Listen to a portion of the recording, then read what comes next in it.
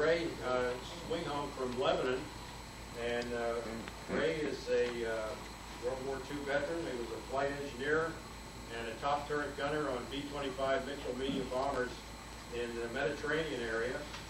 He flew 64 combat missions out of Italy and out of Corsica against the Germans, and I guess Ray's going to tell us where they bombed them. But with no further ado, Ray Swinghome.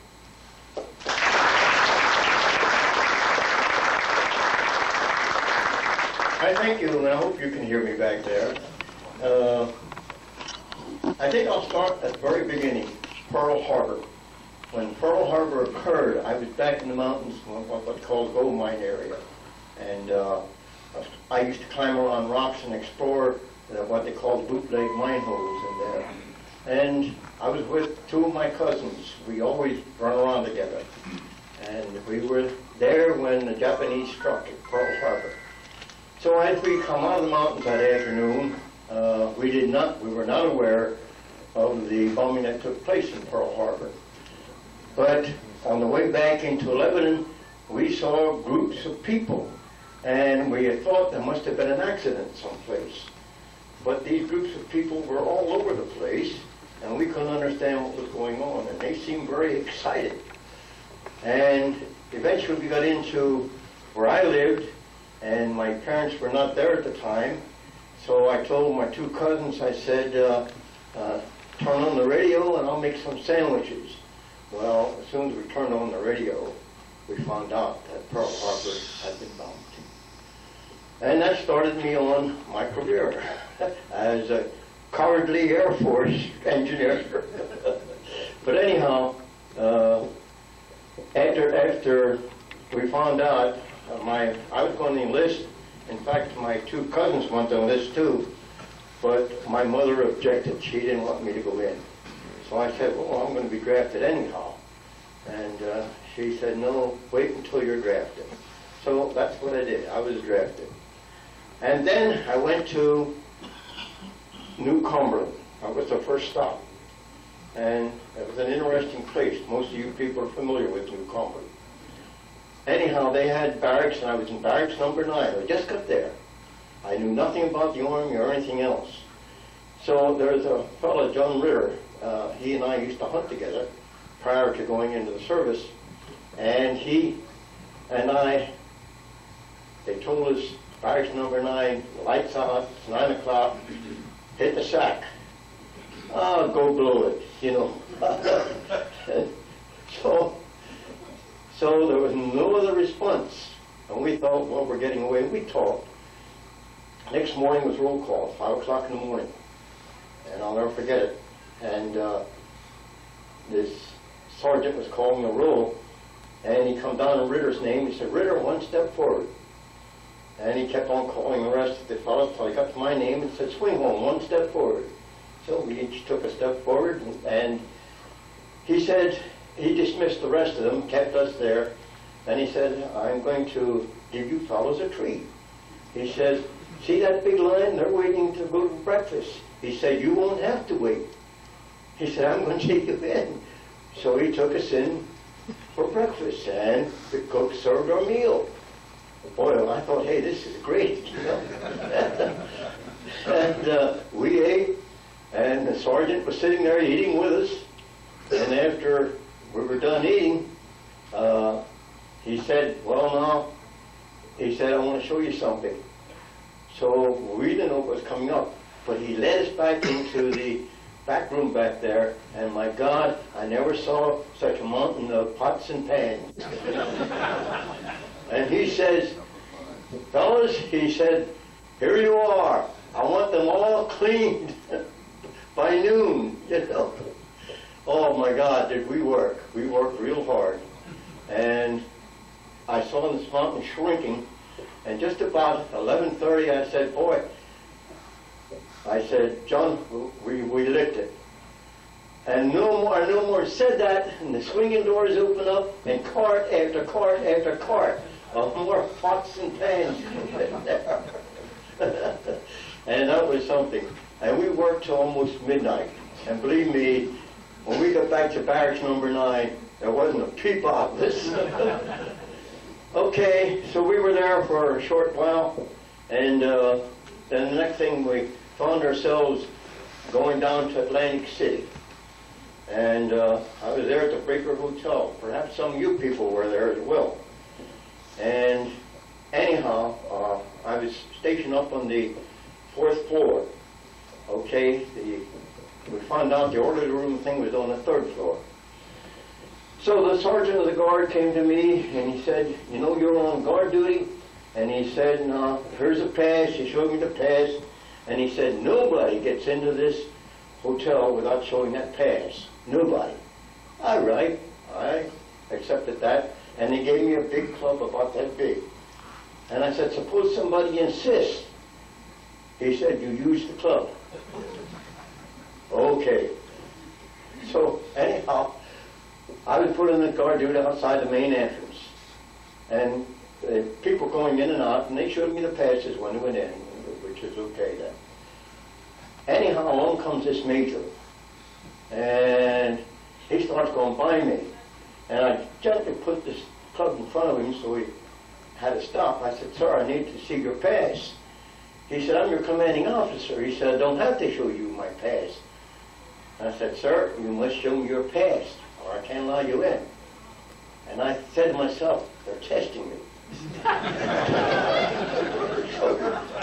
So he went to work, and he started going by me again. And then I jabbed him in the gut. And he backed up, and he looked at me. He said, God damn it, man, he says, I'm your superior officer. And I said, I'm sorry, sir, I need to see a pass. And he said, well, I don't have it. And I said, I'm sorry, I can't let you in. So I get this, he's a major. The orderly room is on the 3rd floor, and he starts yelling for the sergeant of the guard. Sergeant of the guard. Well, there was a silence for a while, nothing happened, and then pretty soon another guy appeared, come around the corner someplace, and he said, I'm the sergeant of the guard. He said, you can let him pass. I said, wait a minute. You're not the fellow that put me on this duty. He said, well, we switched since then. He said, I'm the new sergeant of the guard. So I said, well, I'm sorry, I can't let him in until I see a pass or somebody that knows him. He said, God damn it, he says. He says, he goes in there. I said, no, he doesn't. So both of them, it was amazing, both of them start yelling for the officer of the day. Well, the officer of the day stuck his head out the window, and I recognized him. And he said he'll take responsibility for him, allow him to pass. So they got in. Okay, you were on guard duty 2 hours on and 4 hours off, 2 hours on, 4 hours off. So I had my first hour on. Pretty soon the sergeant of the guard came down again. He said, Private, he said, you can go back to your room. And I thought, oh boy, I'm in trouble. You know? And I don't know what they discussed or anything, but I never was on guard duty after that. So then the next thing that happened, they took us out in the drill field. And I'm not kidding you. There was a guy there, his foot was bent in like this. And they had tried to have him march. And it was almost impossible for the poor guy to march. So I got a little irked at this, so did some of the other guys. This poor guy was trying to march, you know, and he couldn't do it. So we jumped over on the drill sergeant. And he also recognized that this guy was incapable of marching and doing the maneuvers that we had to do. So he went to work and he called the lieutenant. And the lieutenant came over. The lieutenant saw it, and the lieutenant said, we'll put this guy in the office. So they sent me back to go into office duty. He didn't have to march. All right, I was in there for a short period of time. It wasn't too long. Never had to do guard duty again. Never had to do kitchen KP duty or anything. And then the next thing, I got orders to go down to Fort Myers Florida. So we got on board a train and scooted down to Fort Myers, Florida. And there we were assigned to, well, first of all, they had us testing us how good our eyesight and stuff was. They put us on trucks, took us around a ramp. Actually, it was like a track, and they had houses all along, and every once in a while, a disc would shoot out, and we had to see if we could knock that disc down. And since I was a hunter, I was doing pretty good with that. And then we had to learn the Morse code and everything else, and the day came when we had to take our first flight. And I wanted to fly, because I love to fly. I never was in an airplane before, but I always wanted to be in the airplane. So, okay, they took us up, and we had a 30 caliber machine gun, and every fourth bullet was a painted bullet. And another ship was towing a target, and we had to shoot at this target. And I guess I did pretty good with that target. I don't know exactly, but I know I could see some of my shells were going through the target that they were towing. It was like a big sheet that they were towing behind them. And then that was an interesting experience. So the pilot, who was, by the way, another sergeant at that time, he said, okay, he said, fasten your safety belt and everything. And I was still standing, and he said, strap the gun down. Okay, I was strapping all that down, fastening it. And then I thought, well, I'm going to sit back and enjoy the view. Well, when I went there to sit back, the view was down, the sky was down below me, and the earth was up there. He had turned over, and I didn't know this. I felt the gravity and stuff pulling me, but I didn't realize I was upside down, you know. And then he went into loops, and he went into other kind of maneuvers. And I was scared stiff. I swore to myself, if I ever get down, I'm never going to go back up. But we landed okay, and then I kind of liked it after we were done. I thought, well, that was kind of fun. And the next day I was back up and did the same thing. But this time I didn't panic after he started in maneuvers. And then he told me that they do this to see which people can take it and which people cannot. And those who could not take it were disqualified. They were not able to fly that. All right, I was there, and I met my best friend. That's the fellow over there. This guy. I met him in the hospital down there. That fellow there. His name is Albert Wise, known as Al Wise. And we were best buddies until he was killed in 1944, 2 days before my birthday. And we both had some kind of a bad cold or something. And anyhow, we went together over to Keesker Field from Fort Myers, Florida, down to Bombadier, Mississippi. And there we had quite a number of experiences down there. And they put me on a B-25. I'm not a B-25, B-24. And they said that you're going to learn the different mechanics of the B-24. And there I have a graduation sheet. And we had to learn the hydraulic system, the electrical system. We had to inspect engines, and we had to install engines, put in spark plugs and things like this, and magnetos and so forth. And each week you had a different unit to go through. 1 week was hydraulic, 1 week was electric, and so forth. Well, I graduated. If you see there, I graduated with a B, and that was satisfied me, and I guess it satisfied them. Then from there, they sent me to Greenville, South Carolina. We have a gentleman sitting over there, Mr. George Wells, and he was also in B-25. And I want to ask you, were you at Greenville too? Were you at Greenville? Columbia. They had them in Columbia, and a few were even down at Myrtle Beach, but I was at Greenville. And that was also quite interesting. They had, you teamed up with your crew at that particular point. And my pilot was George Fada, who died about 3 years ago, and my co-pilot was Harry Swanson. He was some kind of a nut. More about him later. And the navigator was Sam Werner. He was a Jewish boy from Brooklyn, New York.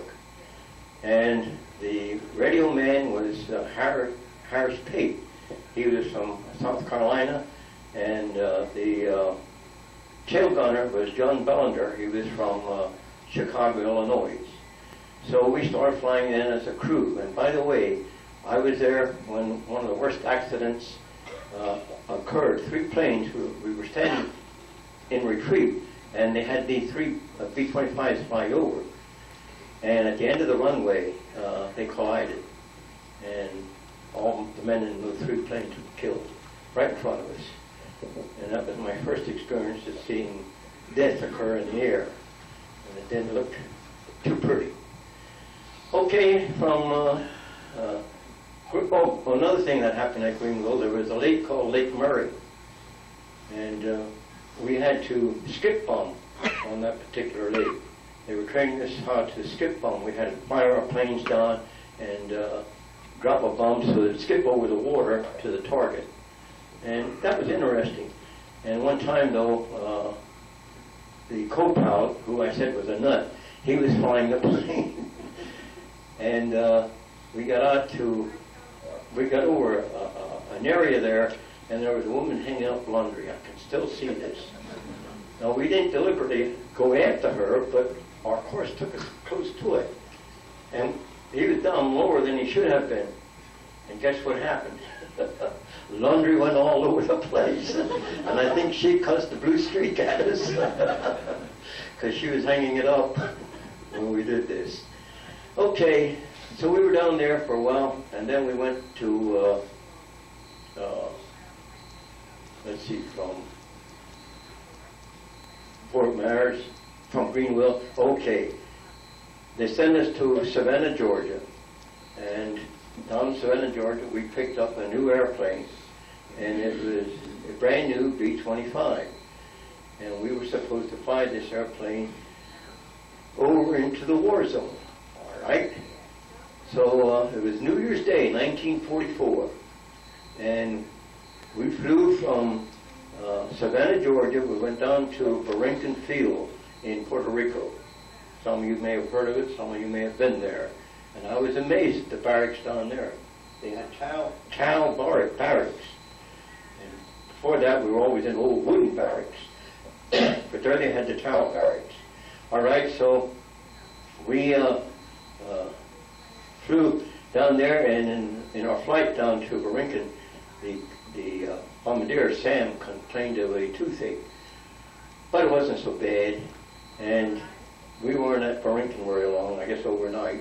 And we took off the next morning for, we went down to, we were going to go down to British Guiana at that time, to George Jonestown. And that's where those people committed suicide, about 900 of them. Well, we were outside there, and we had to stay there a couple of days while Sam had his tooth worked on. So they put us in with British soldiers. And I was in with this one British soldier, and one morning I went to put my shoe on, and my God, I never saw a centipede as big as that. I'm not kidding you, that centipede came out of my boot, and it was about 8 inches long. And I never saw a centipede that big, and I was curious. So I went after this centipede, and the British soldier said, "Yank, you better leave that thing alone." He said, "There's poison to your wrappers back in the States." That was enough. I was cured. I didn't want to see any more about that centipede. So he also told him there was a nice pond there, and some kind of a British experimental station was taking place there. And this was a nice pond, and it was hot and humid, and it was it looked like a good place to go swimming. And I kind of suggested it to him. I said, after you're doing, maybe we can go swimming there. He said, "I want to show you something." And they had a whole bunch of cages full of parrots. What they were doing, I don't know. We went over and got a parrot out, tied its wings, tied a piece of string to it. And I said, it's a good place to fish too, because I saw these big, but I thought it was big bluegill sunfish.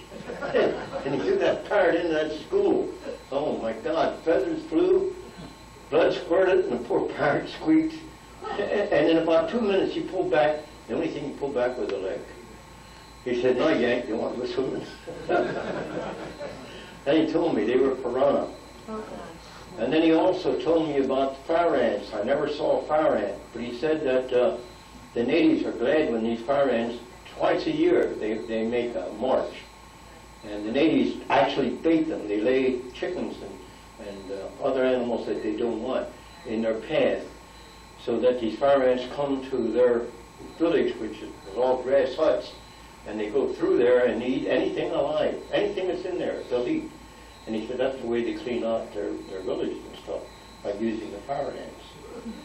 And I was learning a lot. But I didn't want to see them, though. And I asked him, I said, what happens if you accidentally stumble and fall and knock yourself out or something?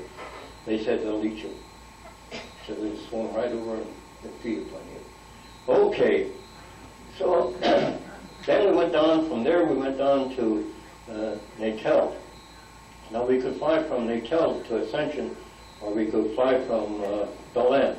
And we went down to Belém and flew from Belém to Ascension. And that's quite a trek across the South Atlantic. And Ascension is quite some mountain. It's, to me, it was one great big cinder. There was only one tree that I saw growing on that island. And the island had a runway. It went up slightly and then it dipped at dawn. And they told us to be careful of that runway. And it's kind of a tricky runway. But we didn't have any trouble. We landed. And then we went to eat in the cafeteria there, the evening meal. And I saw that they had like fresh tomatoes and stuff. I said, where'd you get this stuff? Because it was a creek. We raised them. I said, what do you mean you raised them? Well, there's a sergeant. He said, well, I'll show you after we're done here. So he took me to a place there, and they had troughs, big long troughs. And they had like cinders, which this was about 10 gallons. And at each end of this trough, the trough was on just a slight tilt. And at the upper end, they had a big tank.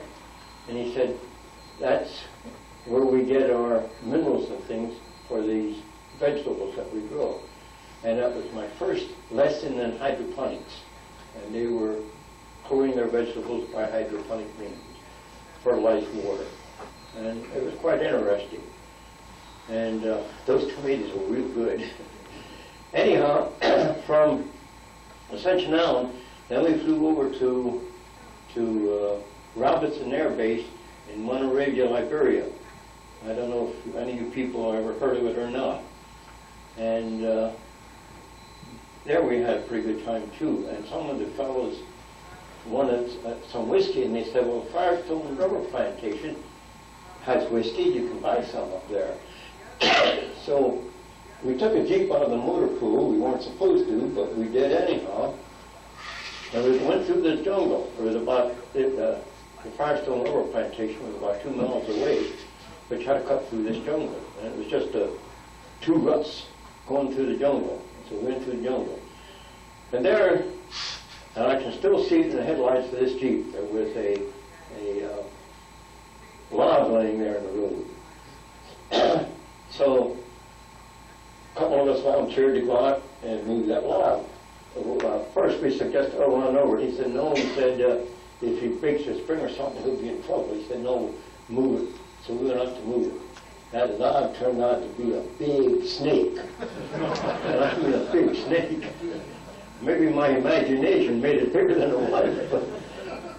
So we got back in that Jeep, and I swear that driver, when he saw that thing slide across the road, he put it in reverse, and we backed up about a half a mile.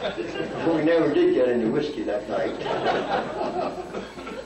Okay, then from Ascension we went up to Marrakesh, and then from Marrakesh we went into, I think it was Algiers. I think the Air field was named Alameen. And we stopped in there. Okay, so we kind of delayed things, and we pretended something was wrong with the airplane, so they would work on it while we would scoot around inside of the city of Algiers. And while we were in there, this fellow here, he was in another airplane, but we met at the airfield, you know, and we went into town together. And when we were going into town, there was a camel caravan, 3 camels. And there was a lady, and she had a small basket on her head, and she was leading these camels. And this guy was sitting in the back on the last camel, not doing anything. Oh, the camel had packages and stuff on it, but he was just sitting there enjoying everything. And we, being Americans, thought, hey, this is not right, you know. That lady shouldn't be doing all that work. So we stopped the caravan. He and I and the Jeep driver, we stopped the caravan. And I could still hear her begging us. And she knew one word, no, no, no, no, no. And then she kept yelling, no, no, no, no, no. But we made him get down off of his camel. The camel got down, and he made him get out and put him up in front. And there was a French soldier that was there watching all this. And after they went off, he said, Yanks, he said, you didn't do her a favor. He said, well, as soon as they get out of sight, he'll beat her, and then he'll get back on the camel again. Well, we didn't know that. I mean, that was our first experience. So, well, then we traveled on into the city itself properly. And we stopped at a restaurant to have a little something to eat. And I asked the garçon, he was the head waiter, I needed to go to the restroom. So he guided me to the restroom. How many of you ever in Algiers? You ever in the restroom? Huh? Tell me about the restroom. Yeah. and how do you flush? How do you flush it? Yes, you do. The one I was in, you could flush. Well, they had a chain that we had to pull, and the water would come down through it and wash you as well as anything else into that hole. But while I was in there doing my business, in comes 2 ladies. And I almost fell through that little thing. I was surprised. I got shocked. I mean, I never had that experience before. Did you have that experience? Did you hear about it? Yeah, that was something. Anyhow, that's another experience I had. You learn the customs. And anyhow, then we went back out, and Maurice Chevalier, we saw signs that he was going to play in the Opera House. So we thought we'd like to see Maurice Chevalier. So we found a way, you've got to remember, it was pitch dark. It was, and you weren't allowed to use any lights. But we did have flashlights. Always had a flashlight. And we eventually found a way to this Opera House. And we went in, bought tickets and went in. And we sat there, and Maurice Chevalier, I got to see him. And he came out, and he started singing, Mimi, my pretty little Mimi, and so on. And he just kept repeating and repeating, and this was all in French. Whatever they sang was in French, and we didn't understand a word of it, because it was dominated by the French, and the French soldiers were there as well. And we just sat there for a while until we couldn't take it anymore, then we got up and left. So I don't know what happened, then we went back to the camp. Okay, that was another unusual experience I had. So from Algiers, we then flew into Paestum, Italy. It was at a place called, well, it was Paestum, but I'm thinking of the airfield. I think it was Guado. Guado, is that it? Guado Airfield. And then I was assigned to a tent And I remember the fellows that was in the tent. There was a fellow by the name of Work Rangers. He was called Pop. He was 45 years old. And that was pretty old to be in service at that particular point. And then there was another fellow called Jimmy Chambers. He lived in Baltimore. And there was a fellow called Ted Leapon who was in that tent. And Russ Malmberg. And then, of course, me. So we were in that tent. All right. A couple days went by, and I started flying missions. And March the 9th, I blew my first mission. And it was at San Stefano Airport. Well, it was at Seaport. And I had my first baptism of fire. Well, we got a lot of flak, and we hit the Seaport. And they really had it well armed. Fortunately, we made it back. None of us were shot down or anything like that at that particular raid. And when we got back, I was real glad to get back to the base. Well, the next day the weather wasn't too good, so we didn't get to fly. And that fellow over there, my buddy, he was with a different squadron, but we were on the same base. Then he said, let's go explore here a little bit. I said, I'm all for it, because I enjoyed history. And I saw these temples and stuff, and often wondered what they were. So, actually, those temples, and there's I got a picture of them, right there. They were built by the Greeks long before there was a Roman Empire. And what was around, it was 3 sides to this wall. The wall was about 12 feet high. I'm not kidding you. And that wall was wider than this table. And every so often in the wall, there was a little bit of a niche cut into it. And at the one end, this end up here, then there was something big enough for cars to go through. And I said, wonder why they have those niches like cut into it. He said, one of the Italians who could speak English pretty well, he said, well, when the Greeks built that, the Italians, the Romans, were still barbarians and compared to the Greeks. And they said that was a means of defense. The Greeks could defend themselves because they could go out and they could stand by one of those little niches. And it's just big enough for one person to go through at a time. And if more than one tried to get, they could do it. And if they had a Greek inside, and a Roman or somebody tried to get in, they'd kill them. And they said, so that was a good defense mechanism that they had. And it was. So he and I were exploring around there, and we did not know that this is the place where the Allied invasion had occurred in Italy, right there at that particular area, at Piestum.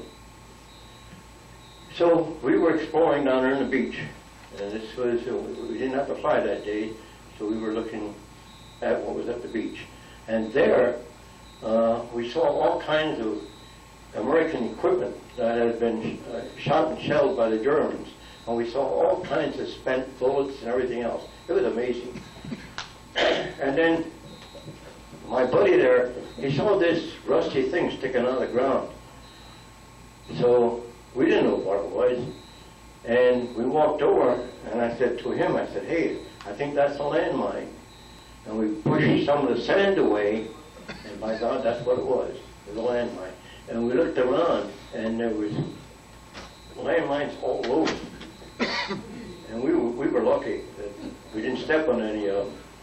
So we decided that it was cold, but we decided we were going to wade out into the water, which we did. We took our clothing off, tied it around our heads, waded out in the water, and waded back to where we knew that it was safe, where we could go back in again.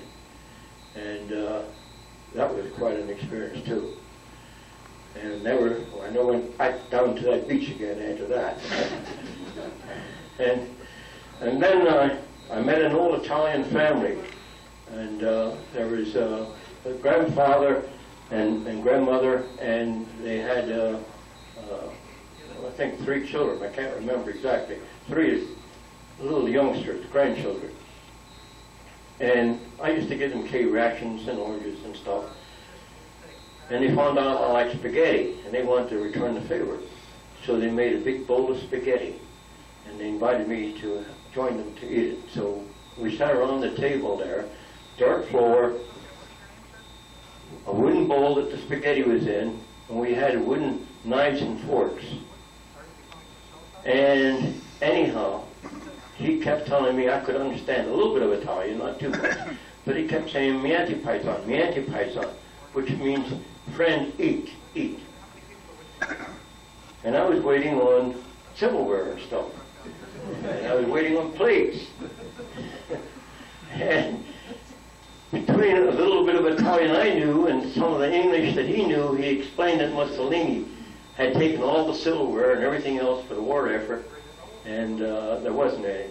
And the only thing they had was these wooden things. So, and I said, what about plates? He said, "Niente paisano," he pointed to the bowl he wanted me to eat first. So I took the first helping, and we all lay down on one bowl.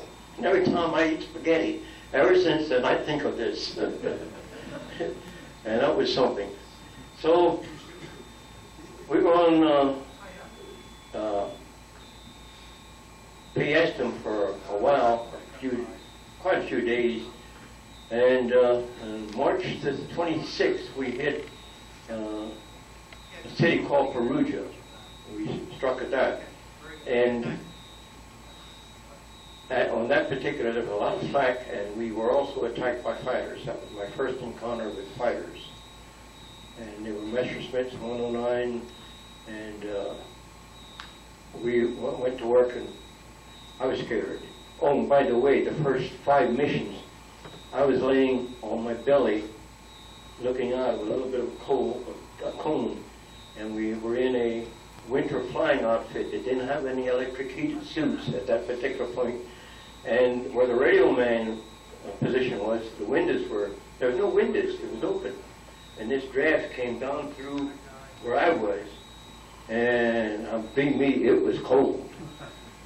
And I didn't enjoy that, nor did I enjoy being jumped by German fighters. But somehow we got through that. My buddy did not. Captain Cloward was the pilot of his plane. My buddy, like myself, he was I don't know whether he's in a tail gun at that position or whether he was in a turret gun. But anyhow, their plane was hit. I saw it hit, and I saw 5 parachutes get out. And I thought he'd be getting out. But one did not get out, and that was probably the Bombadier, because once those planes go into spin, the centrifugal force holds you in, and you can't get out. So I learned later that he was killed, and the pilot, Captain Cloward, he was wounded in the leg. His leg was broken and also had a wound in it. The Germans repaired it, kept him as a prisoner of war, but he survived. But my best buddy over there, he didn't survive. And I have letters.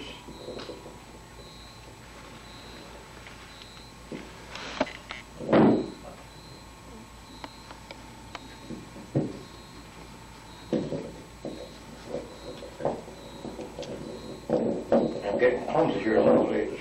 Anyhow, I have letters from his mother. And when she got the news that he was killed, she knew that he and I were pretty good friends. So she asked me to gather his personal belongings and bring them to her. And they lived in East Walpole, Massachusetts. And I did that. I took his personal belongings back to it on a furlough when I got back to the States. And then when I was there, he was still laying there someplace in Italy, and we started corresponding from that point on, and I had some very interesting letters from her. And she told me an interesting story. She had an older son. He lived to be 2 years old and died of pneumonia. They didn't have antibiotics back there in those days. And then she had a second son. This is my buddy Al, and he, of course, he was killed. And then she had a daughter, and that's what's interesting too. and her daughter's name was Shirley. And she wrote me letters how she was watching Shirley grow up and so forth. And then finally, Shirley got married, and she married a fellow by the name of Sweeney. And she was hit with, she had 2 children, Joseph, who was the oldest, and then Paul. And she was bearing the 3rd child.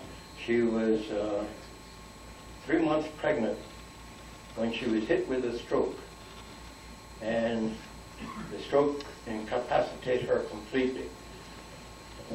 And they kept her alive through intravenous injections, and also feeding her. They cut a hole in her throat, and they fed her mashed food. And her digestive system could digest it.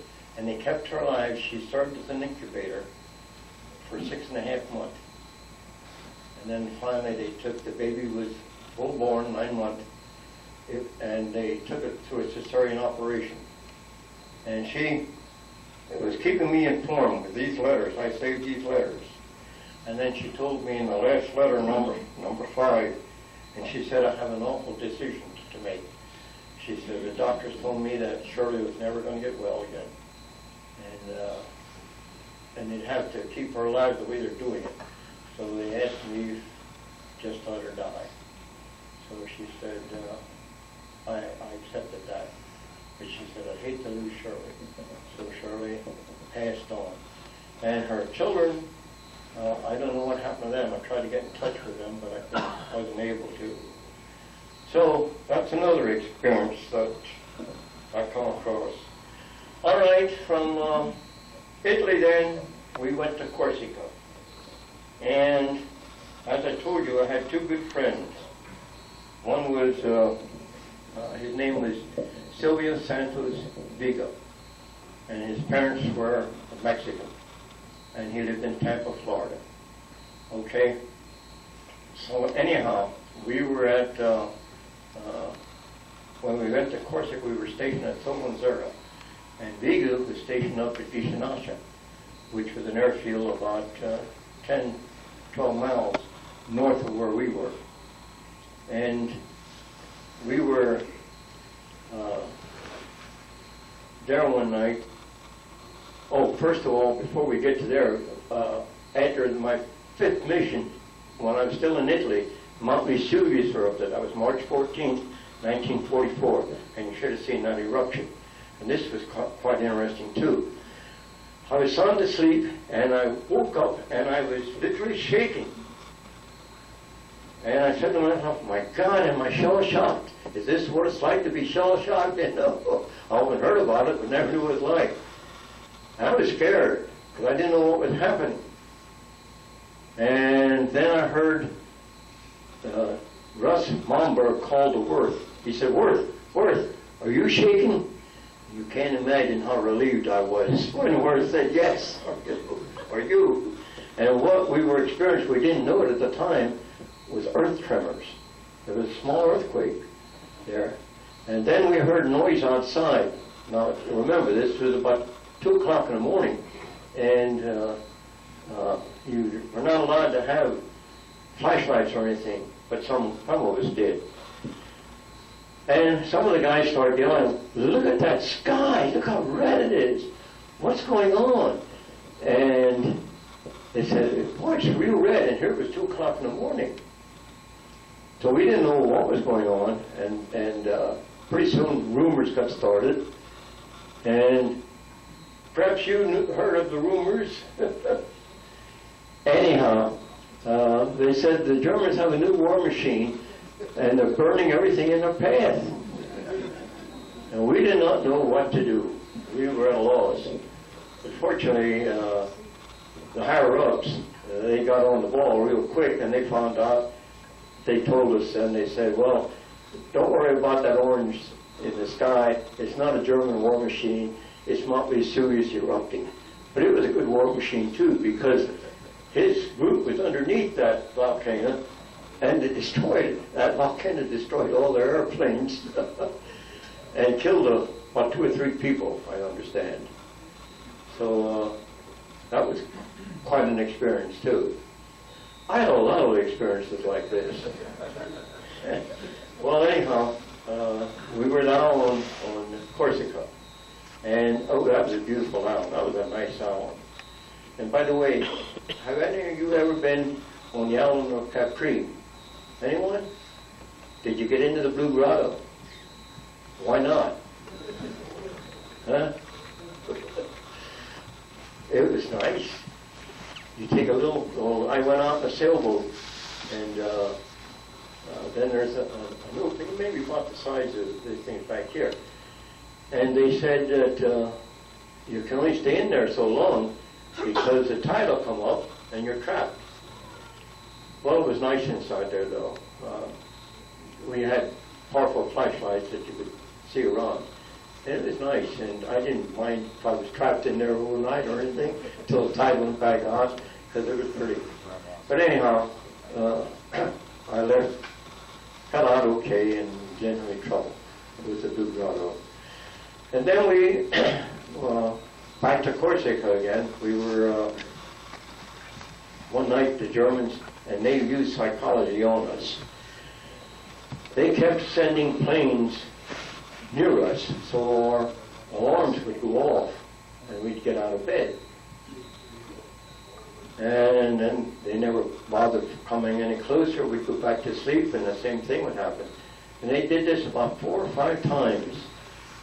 And then finally they struck, and we heard this noise. And we looked up north of us, and here, where he was stationed, they were hitting that, the 340th bomb suit.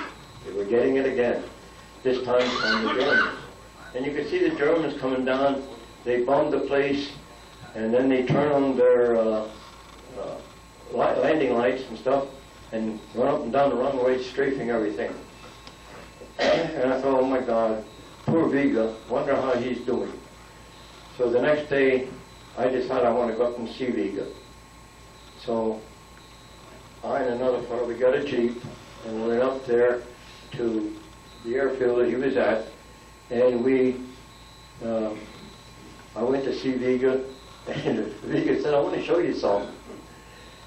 He called me Swing. He said, Swing. He said, look at this. He took me in the tent, and there was 3 holes coming through the tent, and right where his cot was, there were 3 holes in his cot. And he said, look at this. He said, if I've been laying in there another minute or 2, he said, I wouldn't be here today. And that's a close call he had. They had strafed his tent and strafed the cot that he was in, and he had just happened to go outside at the time. And that's what saved him. And that was something. Okay, and then from there, eventually, they gave me the air medal. I have it there, and they were talking about what a hero I was, you know, on that air medal. And what they didn't know, I was up in that top turret, praying like mad. We were hitting a bridge called, what was that, NASA, and we were hitting a railroad bridge. And boy, I was just praying like mad that we wouldn't get hit, because they set up pretty much flat. And I got an air medal for that. And I never did tell him that I was covered up there praying like mad. So I was raised as a Seventh-day Adventist. Well, anyhow, we got a 30-day leave, rest and rehabilitation. And there was 11 of us, and we decided we're going to see the Middle East. So we got in a plane we called the Rum Runner. We used to go down to Africa, pick up whiskey and stuff. So we went down to Africa again. This time we went to Egypt. And I always wanted to see the pyramids. I was always fascinated with them. So we went into the pyramids, and I was in them, and I still can't understand how they could construct something like that 2,000 years ago. Were you in them too? Boy, that was amazing. And they had those big, some of those rocks were 40 tons, and they had them cut pretty nice. And they had them fitted together in there, and I couldn't understand that. They fit them together so they could make little rooms in there. And the pyramids that I saw had about 5 or 6 rooms in it. and it was quite fascinating. Okay, by the way, from there we went into, and you won't believe this next story. 3 of us were walking down the street in Cairo, and this distinguished-looking gentleman, he had a maroon fez on with a little tassel. He had a white shirt, and he was a little portly, and he had a black suit on. And he gave, there was 3 of us, a fellow by the name of, well, his name was Valeri, we called him Valley, and Hannah, Hannah was the oldest. And he gave Hannah his card, and he could talk English pretty well. And he told us, he said, he'd like to see us at his place, and the address was on the card, around 1:30 that afternoon. So he had a servant with him, then we left. And we thought, well, shall we go? And we 3 of us talked it over. Let's go. We're here. Let's see what's up. So we asked some people, and some of them could talk English because this was an English protectorate at the time. And anyhow, they pointed that we have to get on to a tram, and that tram was really crowded. Things were crowded. But they left room for us to get on. And the conductor looked at the card, and he shook his head. He couldn't talk English, but he shook his head. And we asked him to let us off, where this address was. He shook his head. He kept shaking his head. Yes, yes. We went along, and we came to the end of the line. Now, everybody by that time was off. And we came to the end of the line. And anyhow, he kept saying, 2 kilometers on. And I noticed that the houses were getting fancy. They were actually pretty. So we walked along, and we came to this place where there was like an iron gate, and there was a stone wall all around it. And I thought, God, this must be King Farouk's palace. And we must have been talking to King Farouk. So there was like cords you pulled.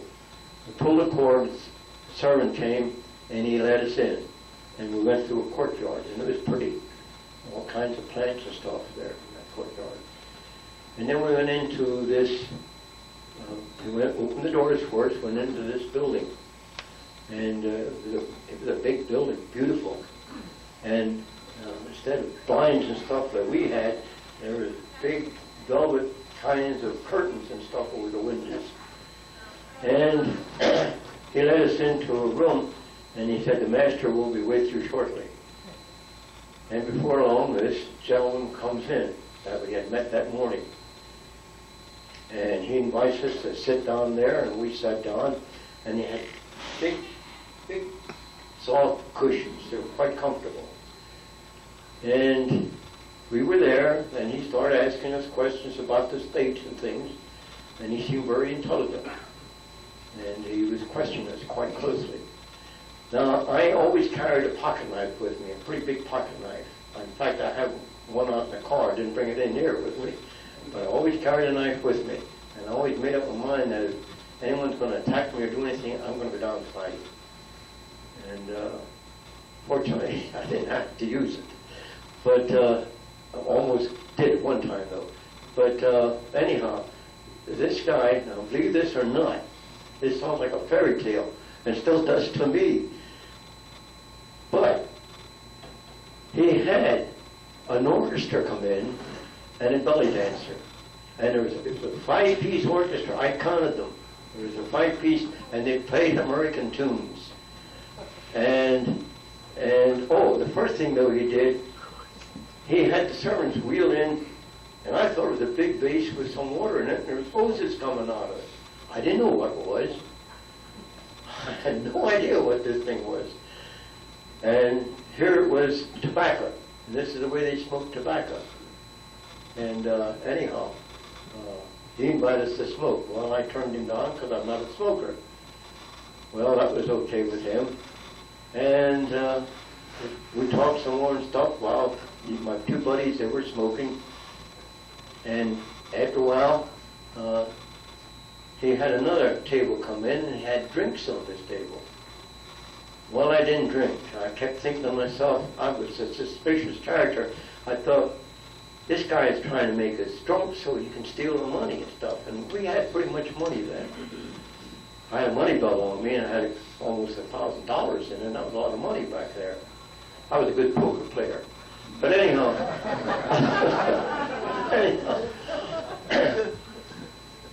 he said that was all right. He accepted that I didn't drink any liquor. And I couldn't understand. I guess he was a Muslim. I don't know what he was. But then around 4 or 5 o'clock in the evening, and we were there about 1:30. About 4 or 5 o'clock in the evening, he has a lot of little tables not much higher than that. And he lines them up. And boy, they loaded that with food. And I said to myself, he's out to drug us. He wants to steal our money. I was an idiot. But I wouldn't eat. And that made him mad. Oh, that made him.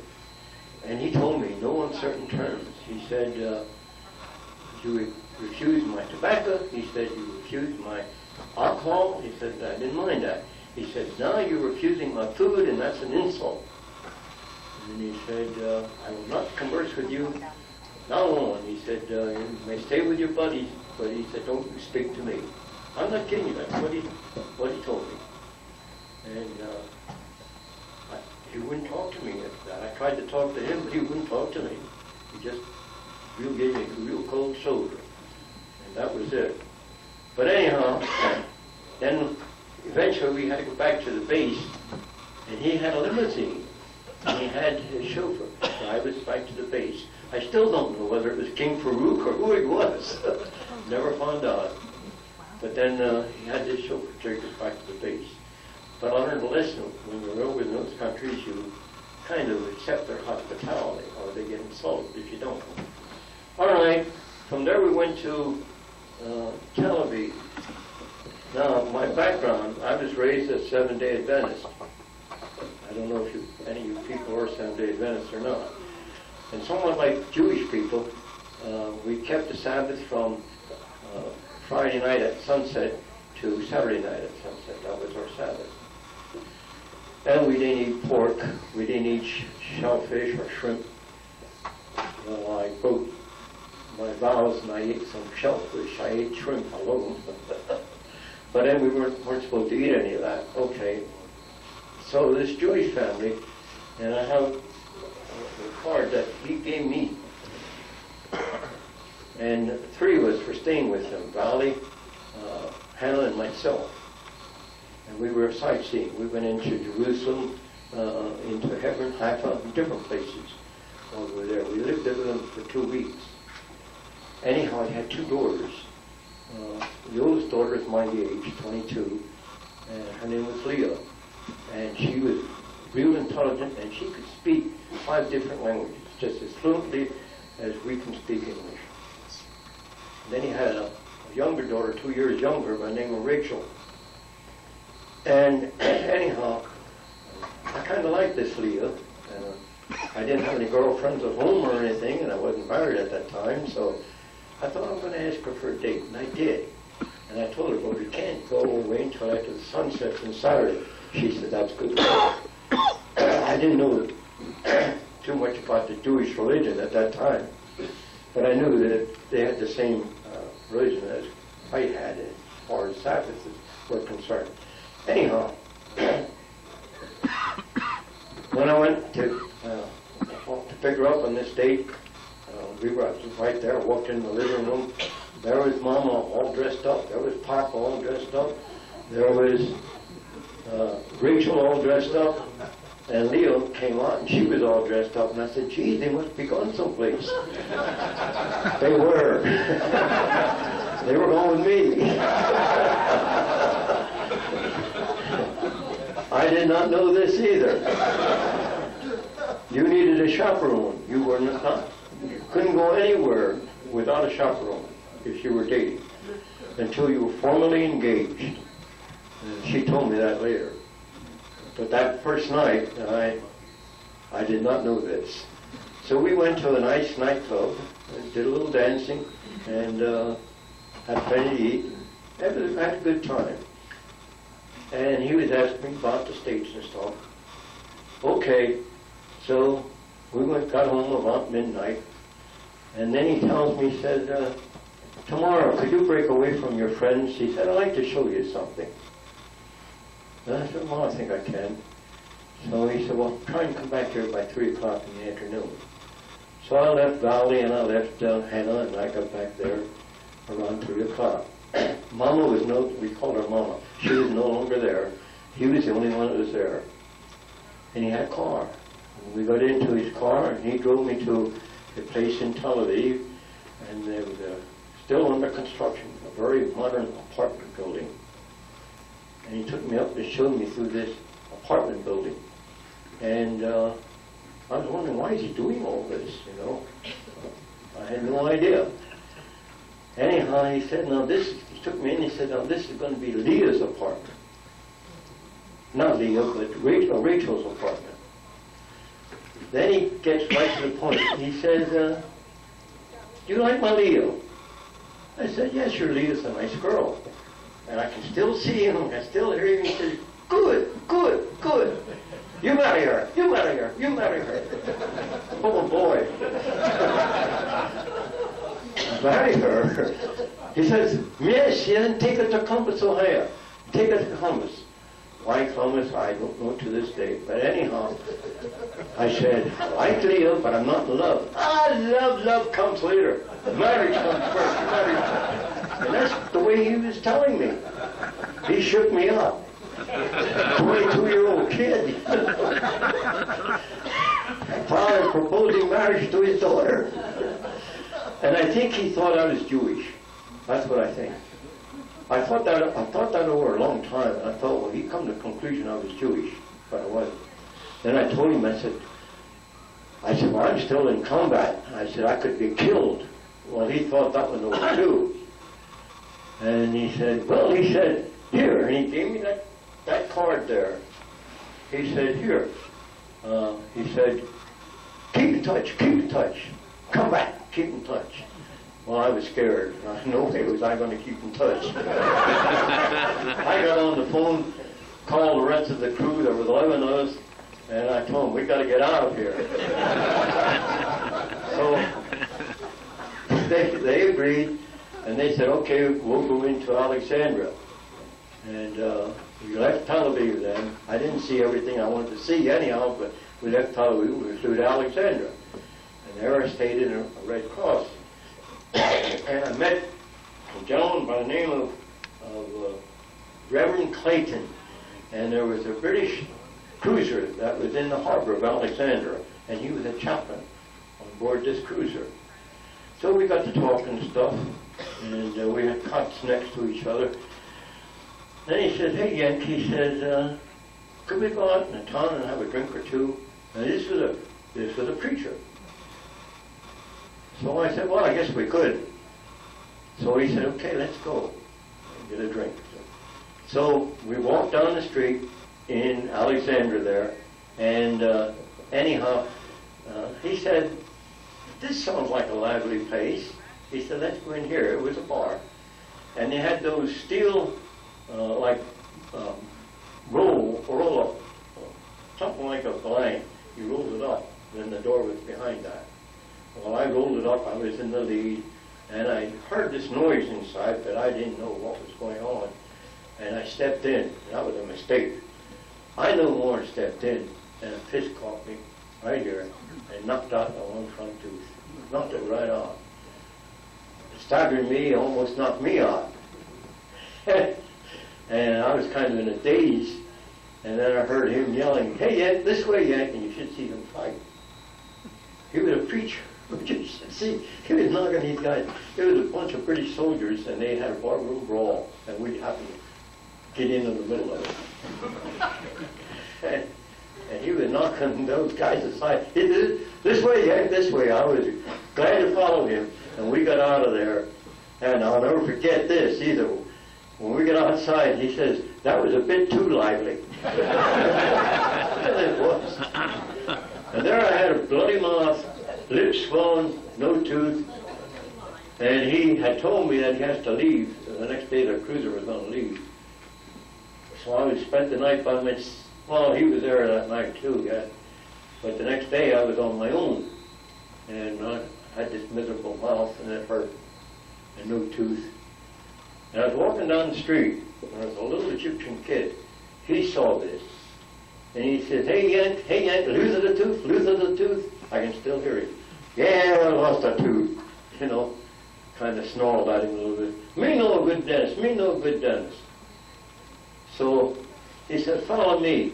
And down there I have the dentist. His name is Karakin. He took me to this dentist. The dentist had a pretty receptionist too. Well, I thought maybe I can get a date with her. You know? Oh, no soap. She looked at my mouth and stuff.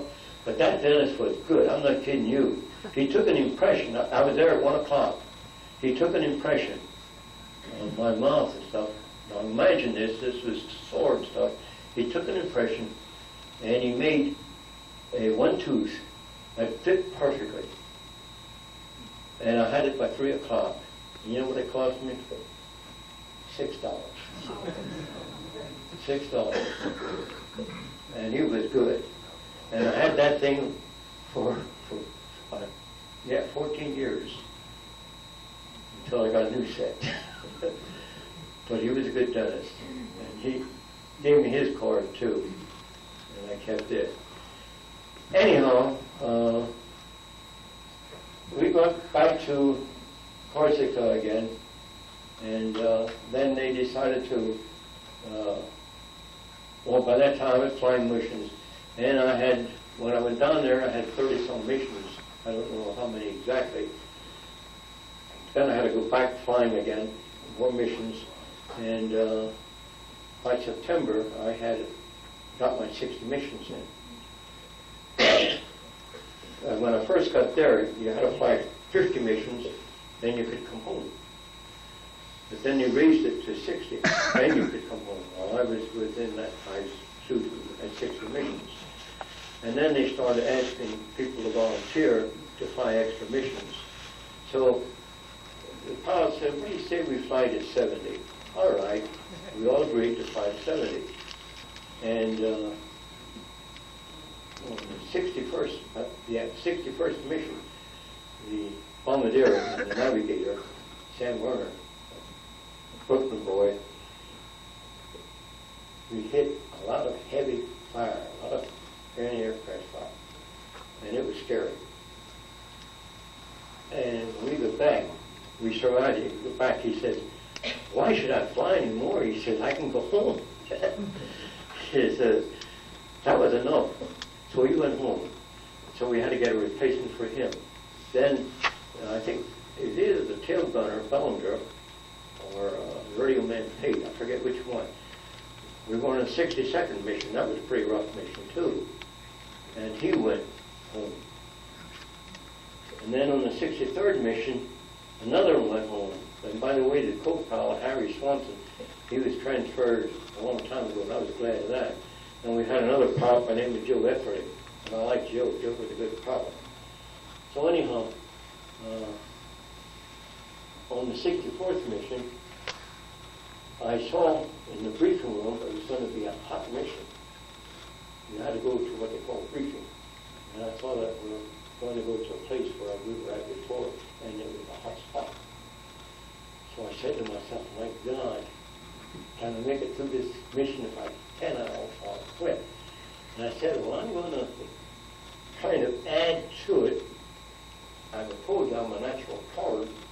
Anyhow, I went to work, and I asked the tail gunner, who was a new gunner. I didn't know him too well. I asked him, I said, I flew my first mission back here in the tail position. I said, I'm going to fly the last mission. We just talked, and he just showed up well. By that time, we had new planes, and they had a turret in there, okay? And they did have a metal shield in front of you, which was about 4 inches thick steel. And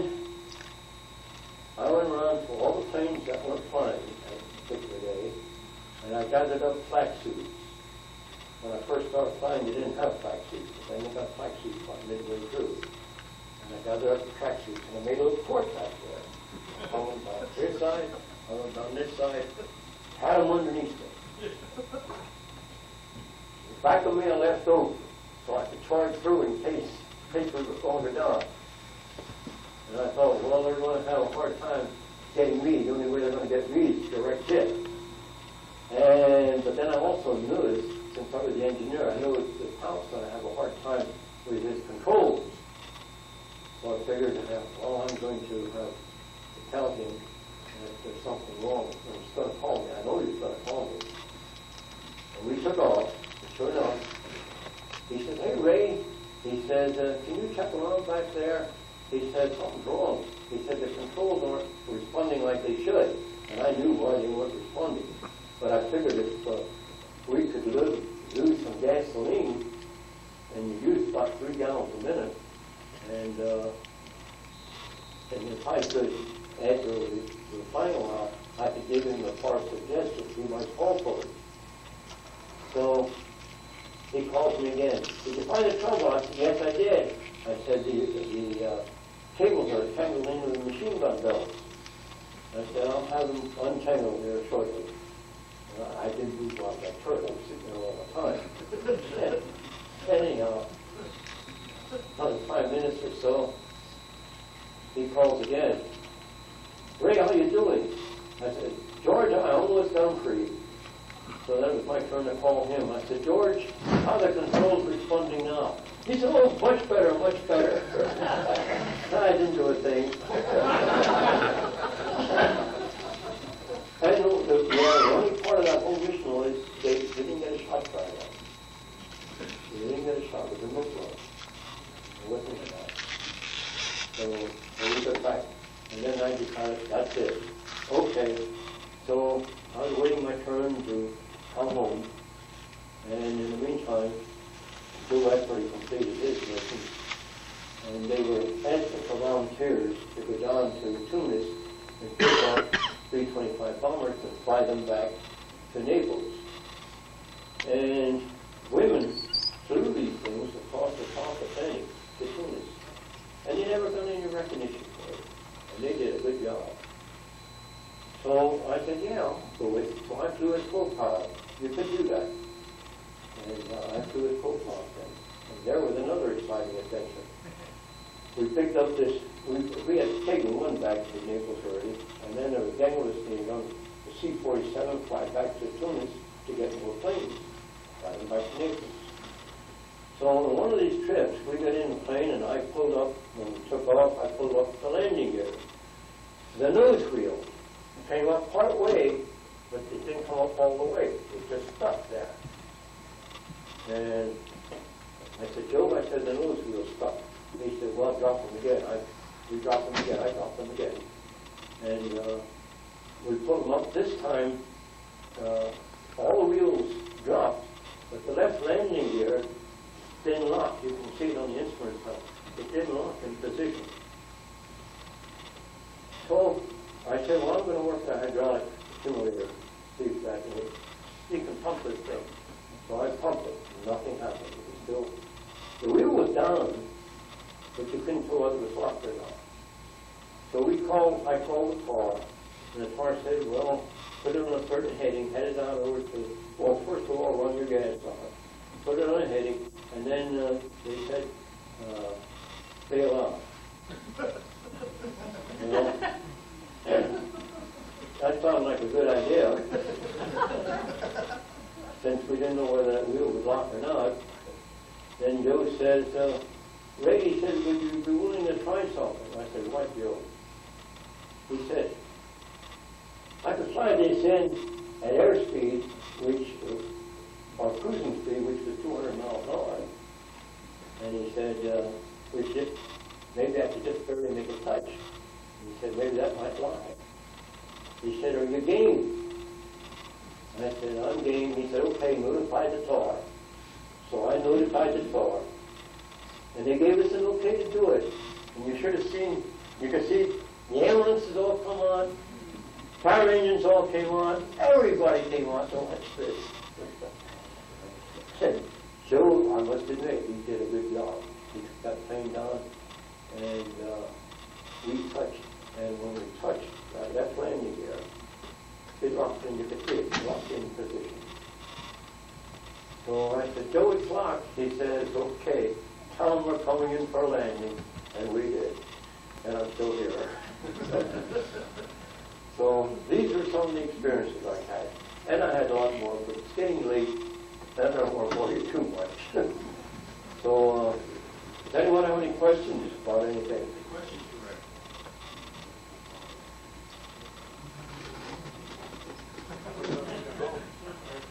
Jack, What model B-25 were you flying? Well, when I first got in, I was flying the B-25 D, I think it was, and then we flew the J. Okay. And I was the first 5 missions, I was in the tail position. And then my normal position was up in the top turret. And by the way, we were up in a Po Valley, I forget the target we were hitting. And I saw the first German jet. I think I was the first one to see it. And it was a Messerschmitt 262. And he took down one from our squadron, but he took down a couple planes from the other squadron. He shot 3 of them down before he left. And we were okay again. Go ahead. Did you run across or have any idea about that B-25 with the 75mm cannon? Yes, yes, we saw that. We had that couple of them on our field. Were they effective? Were they effective? No. And not only that, they did more damage to the B-25 than they did to the enemy. They really did. When they shot those things, the vibration was tearing the fuselage off the car. So they had to give it up. Now they used them, I understand, in the Pacific. They strengthened them and used them over there quite a bit. But we didn't give them up. Any more questions? Anybody else? If What? not, All right, thank you, beautiful friends. thank you so much.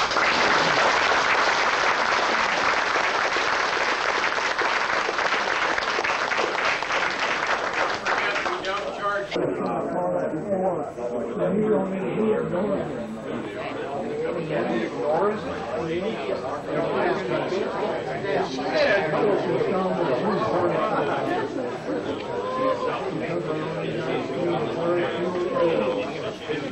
No problem.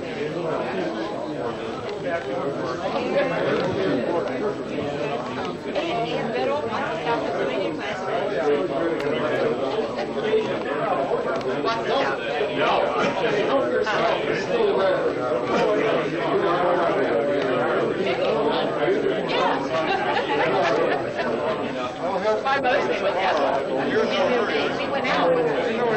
Right.